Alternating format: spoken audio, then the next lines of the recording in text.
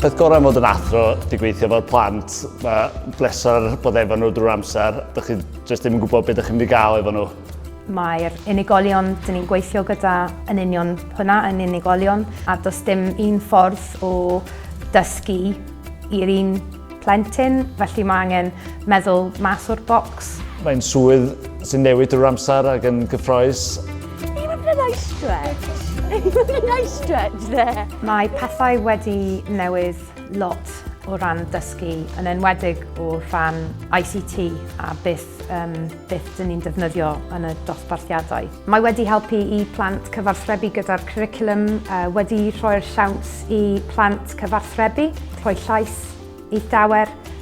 Mae'n bleser llwyr a mae'n waith calad, ond mae gweld y plant yn cyflawni bob dydd yn rhoi cyn gymaint o bleser i athrawon. Rhai diwrnodau ti'n teimlo fel mynd gatref a crio, ond mae'n bwysig cofio mae llawer mwy o dyddiau lle ti'n teimlo fel chwerthin. Dyn ni'n gwneud lot o bethau gwahanol fel ymarfer corff ar y trampolin, dyn ni'n gwneud lot o gema felly sy'n helpu'r hogia reoli hunan.